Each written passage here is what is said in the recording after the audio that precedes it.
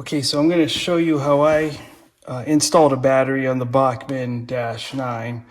I took a picture. I'll show it later in the video, but you're going to need a rechargeable battery. I used the HJE 18.5 battery I got from RLD Hobbies. A charging on-off switch I also got from RLD Hobbies.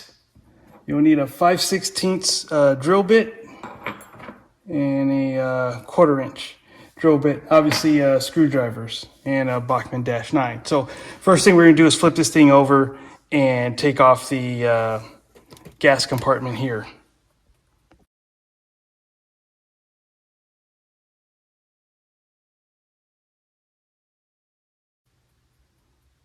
Okay, now that I got this flipped over, there are 4 screws that you have to undo here.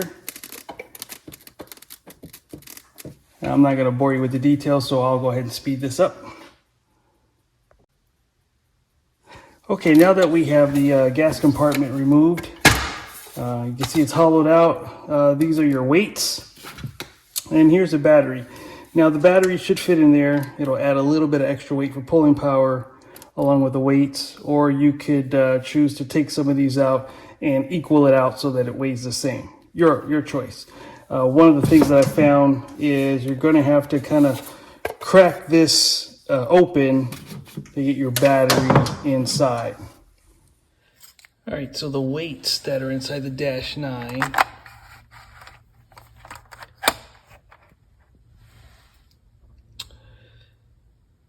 weigh about almost 30 ounces, 28.96. And those are located inside the gas tank. And my battery is only 17.95. So what I'm going to do is add some weight until I get close to that 30 ounce marker.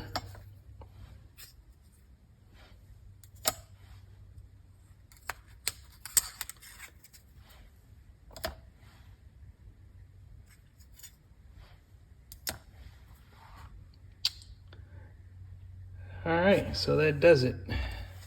So to add a little weight, I'm going to keep 6 of the metal weights and add them to the battery inside the gas compartment.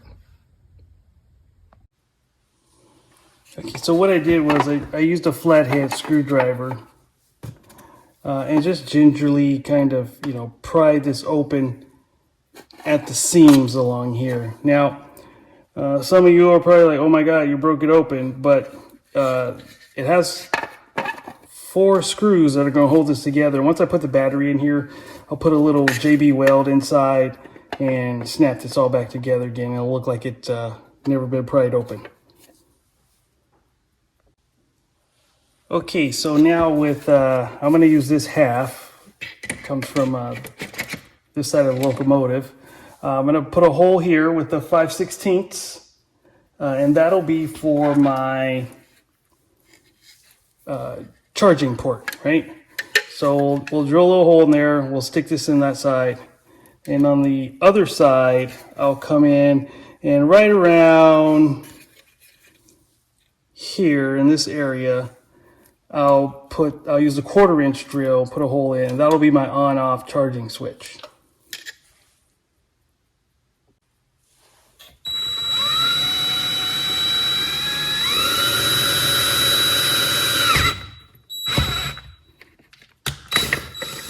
Okay, now that the hole's complete, I'm just going to run my charging port inside.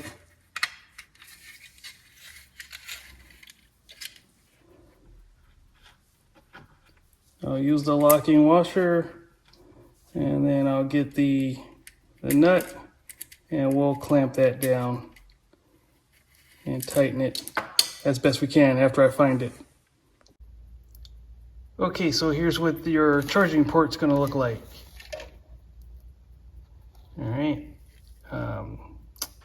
charging port in there, everything's tightened down. Now we'll flip this on the other side, and you want to double check that your spacing is correct for your on-off charge switch, so that it doesn't interfere with your front truck. You could also mount this in the back side too. On the other side, totally your option, but I find that it's easier to mount it up front only because the hole to run the battery wires is located near the front trucks. Okay, so I finished drilling the hole. You could see where I started one right here, but I actually realized that that hole would have been right in front of the screw to screw this back onto the body. So I re-drilled it over here, and I'll just use some paint and a little putty and cover that up. So what I do with my on-off switch is I have to use a magnifying glasses because my eyes aren't as healthy as they used to be.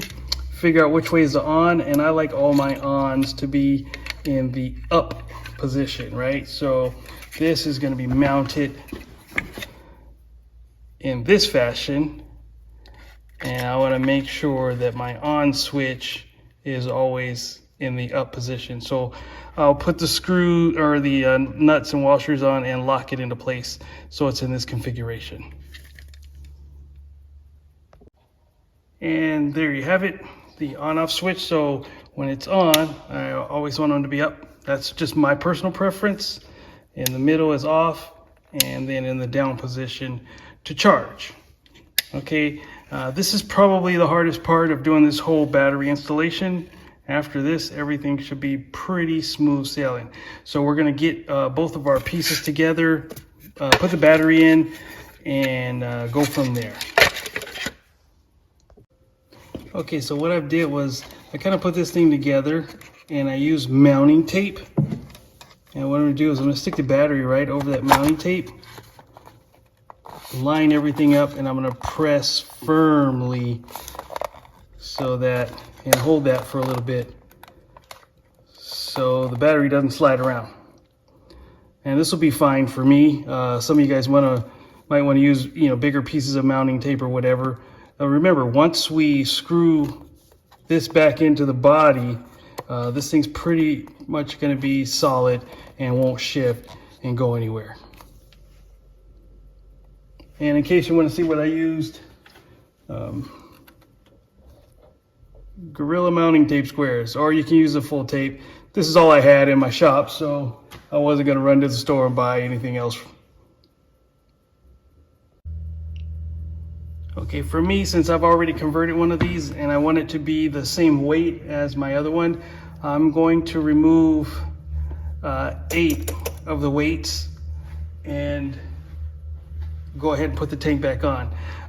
It's kind of a pain in the butt because you have to take these screws out, and there's nuts that are going to fall inside there, and then you'll have to pull the hatch off, pull these in, and screw them back down. Or you can figure out another method to keep these in place once you put your tank on.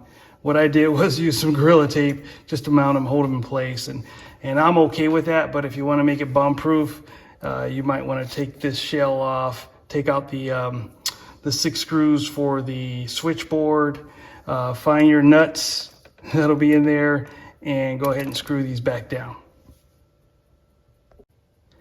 Okay, so I removed those. I have 6 plates or weights, whatever you want to call them, on here. I have my battery inside the tank with the mounting tape. Make sure everything's lined up.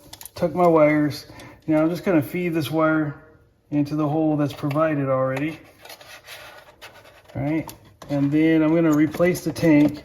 Make sure that you line up your prongs here in the correct holes, and then reinsert the screws. And I'm going to flip this bad boy over, and we're going to get started with the wiring process. Okay, it's a bit of a hassle to line up these little tank chingaders in the holes there.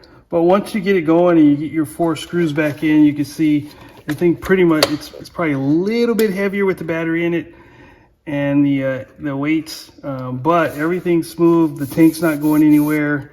It's pretty solid, and we're ready to wire everything up. Okay, so If you have one of these, you might want to take the top off, you know, use care. And then there's going to be 6 screws on the switchboard that we have to take out as well. Okay, so the top comes off, and then I'll remove those 6 screws in there. And we'll speed this up so I don't bore you. If you watched the other video that I did on installing Railpro, everything's the same here. All right, so I have my board. We're gonna switch this to battery power, and then all you're gonna do is take your battery lines once you fish them out.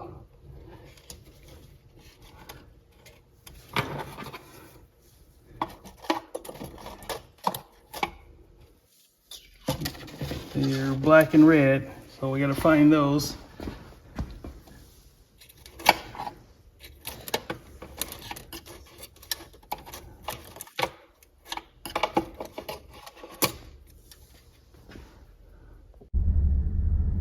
Okay, I fished out the batteries. Helps having some long tweezers to kind of pull them through here.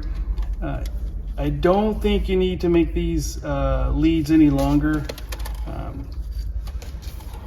but you'll need a small flathead screwdriver. Check that here. All right, so we'll put the red wire in the positive and tighten it down. Give it a tug, make sure it's set, good to go. And we'll do the same with the black and the negative. Actually, I don't think I unloosened that one. Let's see. There we go.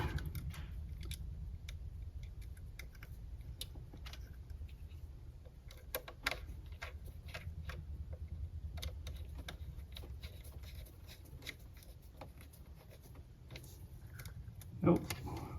I'm gonna redo that. Bear with me. My eyes are not as good as they used to be. Okay, here we go. Black wire goes in the negative.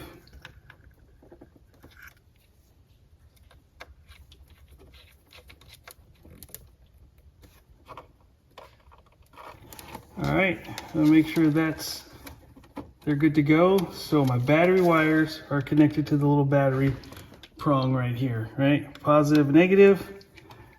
And then I'm just gonna fish this stuff back in there. Sometime you might need to add a little extra length to your cord here, which looks like I'm gonna need to do. Okay, so I had to lengthen the wire, so all I did was just add another wire here and one to the red. You know, I don't know, 7 or 8 inches long. I'm gonna twist tie on, and I'll use a little heat to shrink these up.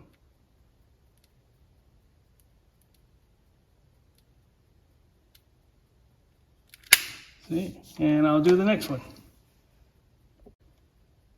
Okay, now that I lengthened these are the wires that come from the battery, got it?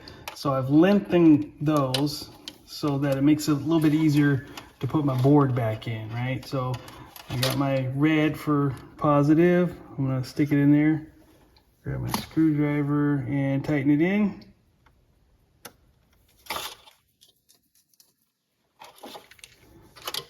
And here's the negative. We're gonna put that one in the terminal, and we'll tighten that one.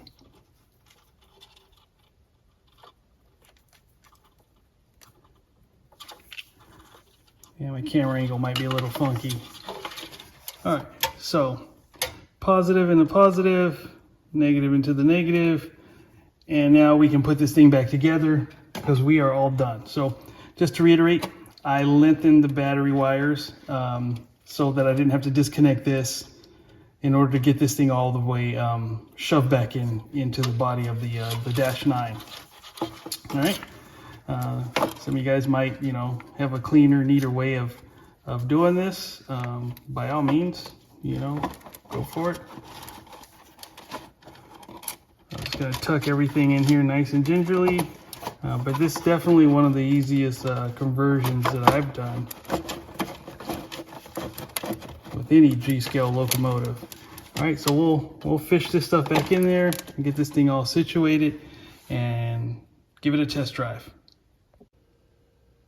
All right, we have everything screwed back together. It's on my track, my temporary layout. Right now it is switched on track power, and I do not have any power running right now. So let's try to pull it up. That's 95.99. Pull it up, and as you can see, cannot connect because there is no power coming through the transformer that's connected to the tracks. So what I'm gonna do now is I'm gonna switch it to battery power. I'm gonna make sure my switch is on the up position. I'm gonna turn that on. Now let's try this again. Check the locomotive. And there we have it. We'll check, I got almost 20 volts, so we're good to go there.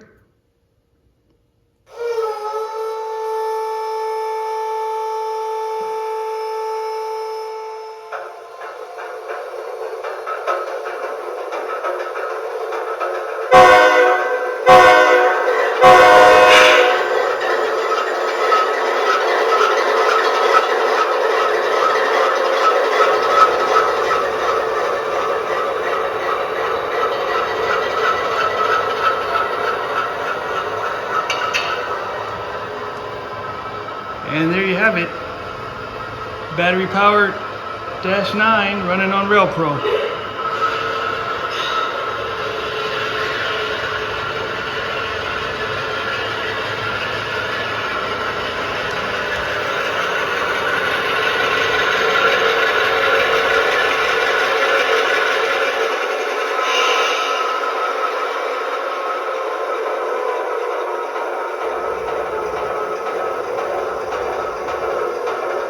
The only other conversion I did was I added Katie's 907s to the couplers.